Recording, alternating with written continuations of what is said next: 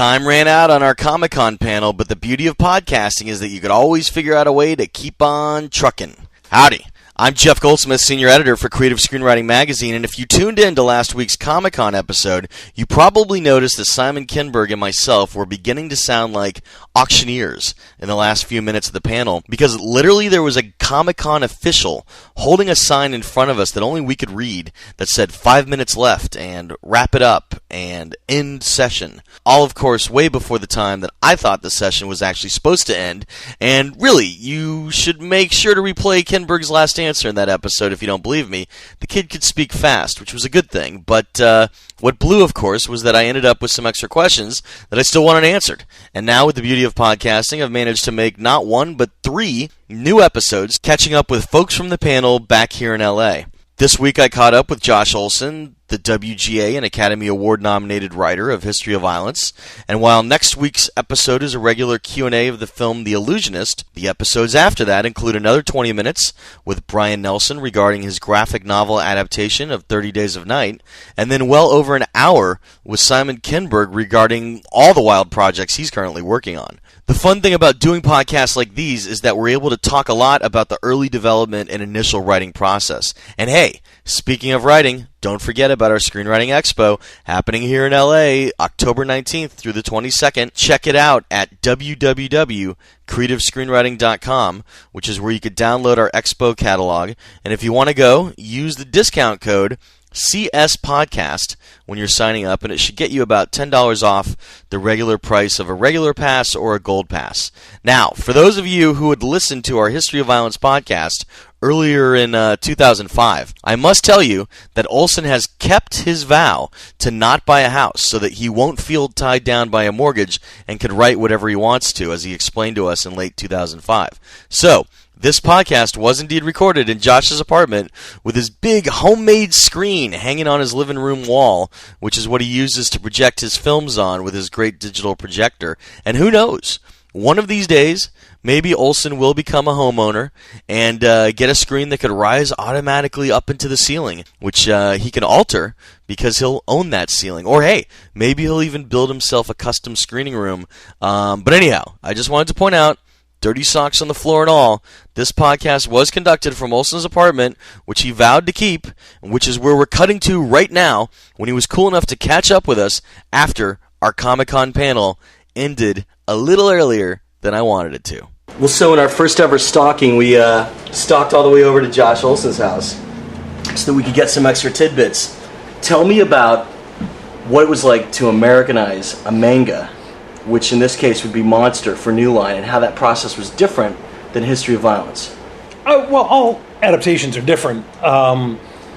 This one is a 3,800-page manga that New Line got and brought to me about a year ago. And it's a very interesting premise. There's some very interesting characters. But in that it is a 38, by the time it's done, the entire series ran 3,800 pages. I stress that because I've read them all 2 times. There's really no way to turn it into a sort of single cohesive film and be literally faithful to the book. I think I said this the other day, but I get a mordant chuckle out of the fact that every time I go on the IMDb page for Monster, there's another fan talking about his favorite scene and how he hopes they get it right, or his favorite character and who will play him. And almost invariably, that scene is not in the film, nor is that character. If you are a dyed-in-the-wool fan of Monster, the comic, and you feel like the only way to do it justice is to adapt it faithfully, you will stalk and kill me. But if you get that you have to kind of, in changing the medium, you have to change much of the story, it is, I think, faithful to the ideas, the themes, the tone of the book. If you're looking for a little translation, they did actually there is a Japanese, an anime version of it that is a literal translation. How long is that? Oh, God, I don't know. There's like 87 DVDs of the thing. And you watch it? I've watched some of it, yeah, and even the fans have been, it's kind of boring, precisely because it is a literal translation. The comic works great as a comic. It doesn't work great as anime. if it were a film, it would be several hundred hours long. So I kind of did a little bit of what I did with History of Violence, where I took an interesting premise and some characters and used them to create some semblance of a new story. One of the difficulties was that I'm contracted for writing the script and at least outlining a sequel, which I'm working on now. The problem is there's a sort of key moment in the book. There's this apocalyptic climax to the book that none of us wanted to wait for the sequel to see. It fits perfectly in the film I designed. So in a weird way, I've boiled the 3,800 pages down to 2 hours, and now I'm going to have to craft a sequel out of whole cloth because I've sort of used everything from the book. It's a bizarre situation. What was your starting point on something so broad like that? When you came into New Line, did they say what they wanted you to start with, or did you? No one really quite knew. All they knew is they really liked it, and I kept grilling people, what specifically, and no one could ever really tell me, so I had to kind of figure it out for myself. I created something I called a toy box, which was I just went through the second time I read the 3,800 pages, and I just took note of all the scenes that I liked, without regard for whether or not they could fit into a script. And that became kind of the document finally that I adapted. You can't do 3,800 pages of comics, but I ended up with about a 20-page document that just simply had a bunch of scenes and characters and ideas that stuck with me from the book. And they seem to be, for the most part, the things that resonated with everybody. So I had to kind of take all that, craft it into a story that does kind of resemble the comic, but it's also its own thing. And that's how it all happened. What do executives have to say in that stage? Because it's a very dangerous stage in the sense that you do have something so huge that it's hard to boil it down. So what are early notes like? Because I'm sure it's a little dangerous, because if somebody commits to an element that ends up not working, they would then have to pay you essentially for another rewrite, correct? Right. I mean, I just had to go in and talk to them a little bit about what I was going to do once I put all this together. I've got a great relationship with New Line. After they essentially left me alone on History of Violence, except for a little bit of input here and there. But they got that, too many cooks do spoil the broth. Doesn't matter who the cooks are. At one point, there was some talk of a pretty damn good director being interested in coming into the project at this point, and my response was essentially, I love the guy. Even if Kubrick climbed out of the grave, it's too early to bring another vision into this thing. I'm struggling with this behemoth here. Let me get into a box, and then, if they want to come in then and start looking at that, that's great. But at this point, it's such a broad thing that if the executives at New Line or my producers at Trilogy had started really getting involved, I think they all got that would have just made things even messier. What they were looking for, essentially, from this first draft especially, was for somebody to take this giant thing and just cram it down to a manageable size. So did you scare off talent? Like, did that director ever come back? Who will remember? No, I didn't scare him off. I think they'll probably go back to him at a later date. But it really, put it this way, if he was on the exact same page I was, there wouldn't have been any point at that stage. And if he was on a completely different page, there also wouldn't have been any point, because he'd be wanting to make a different film than the one I was sort of laying out.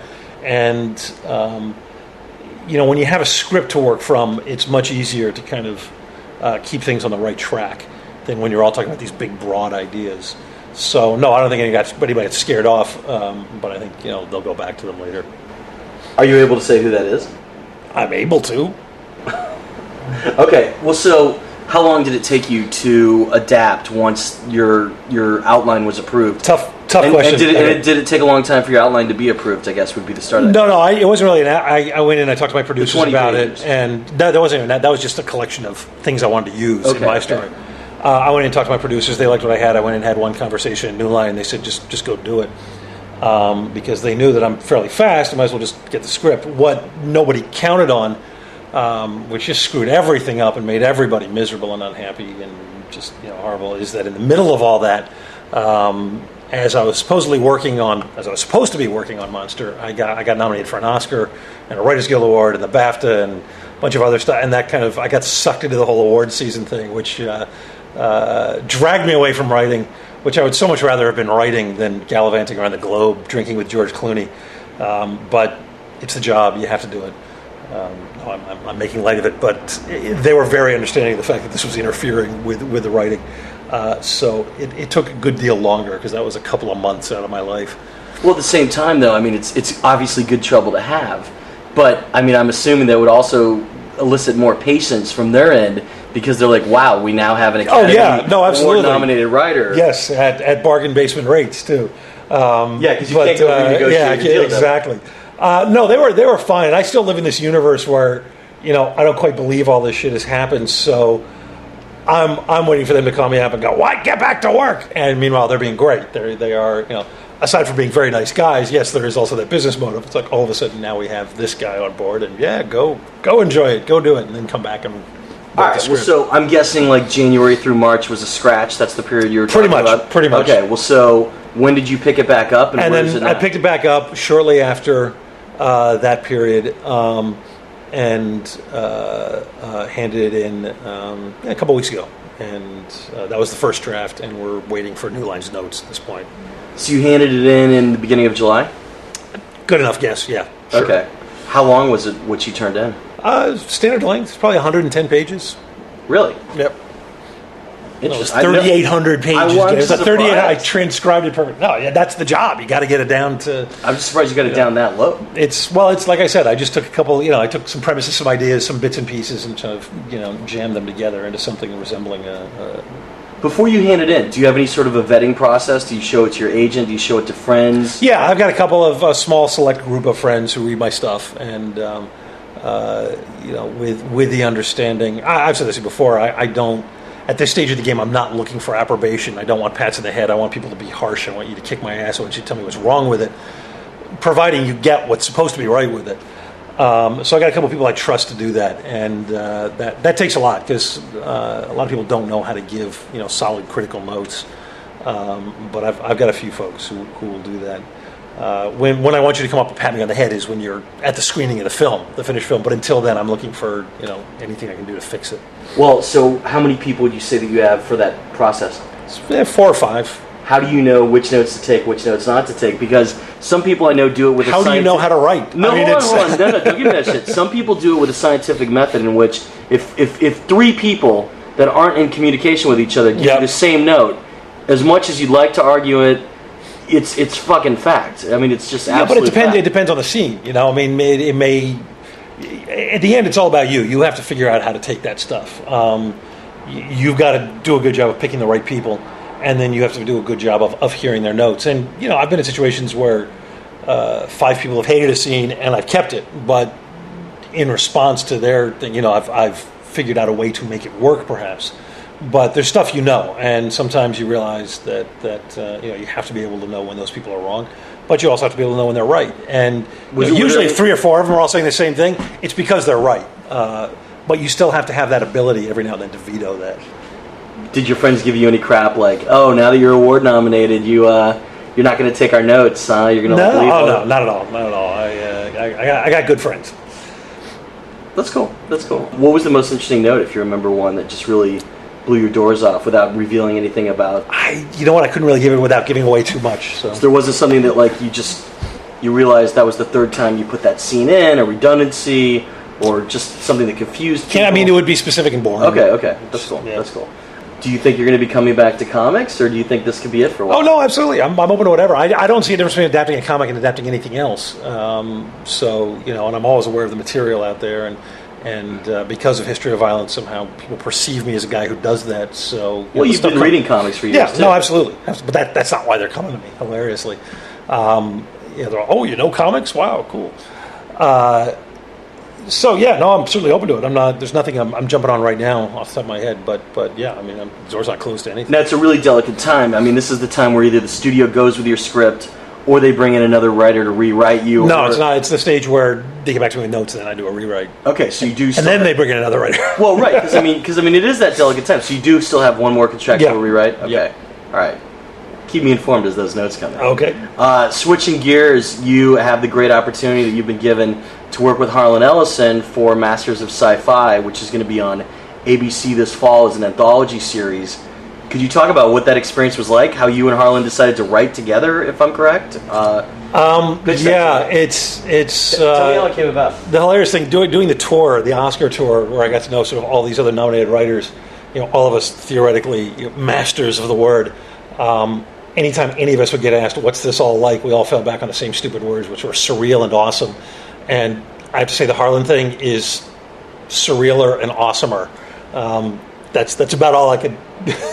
I'm still processing it, and the script's done, and it's shooting, and essentially, I had in ninth grade had been a bad student.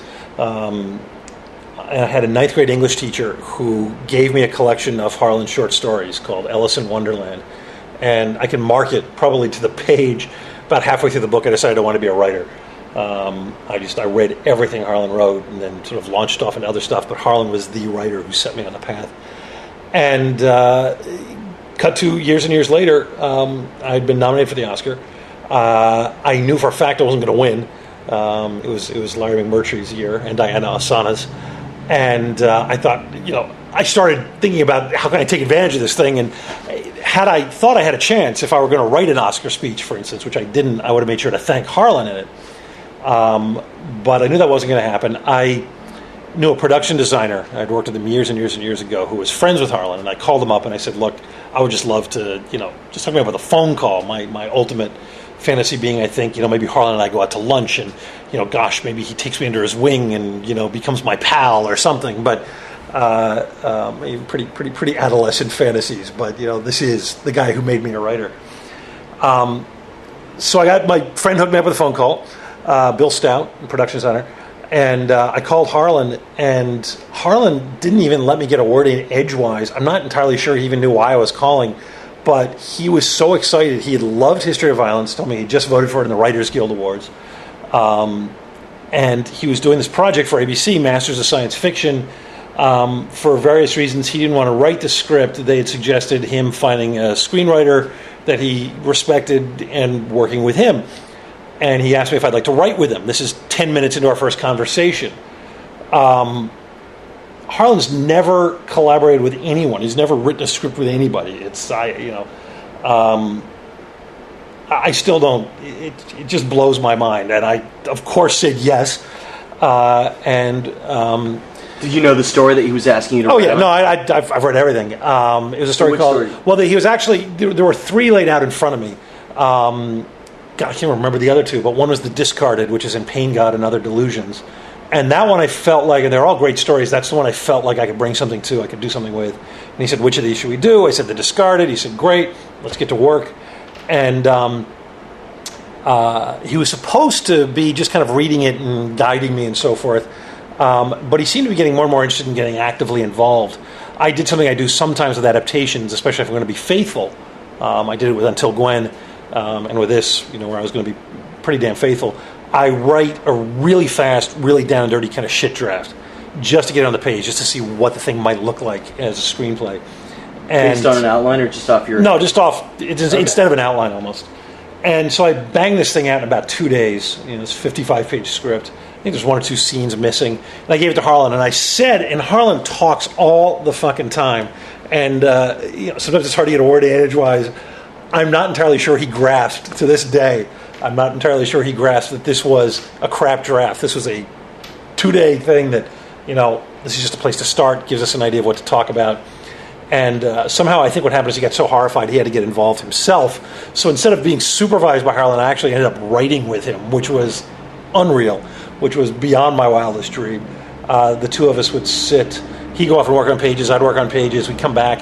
I remember sitting at his kitchen table, this beautiful Art Deco kitchen of his, and as his wife would walk in and out and shake her head, and we were just going through page by page, talking about everything and rewriting and tweaking, and she said, his wife said it was like an episode of Deadwood, because the two of us would just be screaming at each other across the table, "You fucking cocksucker, what are you doing?" My favorite exchange with Harlan, Harlan won't let go of the Oscar for some reason. We get into an argument about something, and he'd point out that he has, I believe, more awards than any writer alive, and he'll point them out to you. I pointed out that for all those awards, he was not actually an Oscar nominee.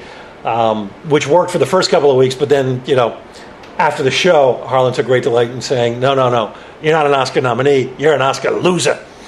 Well, at that point, did you mention that he wrote the movie The Oscar from the 60s? Oh, yeah, you don't want to mention the Oscar to Harlan too much. Harlan has a hard time letting go. I've let go of my shitty movies. Harlan... For any of our listeners around the world, The Oscar is a hilarious movie that everybody should see. Don't blame Ellison for it being cheesy. Don't blame me for what Jeff's saying either. It's all good fun. It's all good fun. Kill me when you hear this. No. I love Harlan Ellison. I think he's great. But The Oscar is a fun movie to watch. I watch it every year. Before the Oscars, it's a blast. I have actually yet to. I think I saw part of it on TV, and that's about it. But, yeah, I have it on DVD. You've got to watch it. But anyway, we wrote the script, turned it in. They loved it. Wait, I got to go back for a second. So when you gave him your crap draft, as you called it, was that maybe a mistake? No, not at all. Not at all. Because it seemed to scare him so much that he wanted to come on and be involved in the process. But should you have maybe polished it more before? No, God no, because he might not have gotten as involved. No, it worked out great. And he did finally get that that's what was going on. Was he angry when he saw the draft? No, or he was just let's work together. I think on some level he got that this is something now we can get to work. But so no outline, just off the top of your head. Pretty much, you just sat down and for a week. Yeah. Straight wrote 55 pages. Yeah. The funny thing, I brought a couple things. Is it a half hour or hour? It's an hour. Okay. There was, when our first conversation about it, I made a joke about how, one of the things I do is I like to, I always add a sex scene to my adaptations.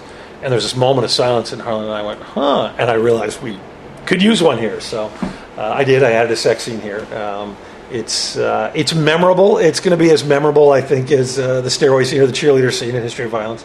And so I added a sex scene that I'll tell you this, it's a bit of a scam because there's certain things being done to the scene so that it's not quite what you think. But they did have to go to the network and get approval to shoot full frontal nudity. But you'll see what happens to that when it comes on. But anyway, yeah, they love the script. There was this period of silence where they called in there were no notes, which freaked Harlan out almost as much as it freaked me out. How long did you guys work together? It was over the course. We talked about it a lot, and then it was a few weeks, a month back and forth. How many days were you guys writing together in the same room? Only a couple. For the most part, he'd work on stuff, and I'd work on stuff, and then we'd call each other up and yell at each other.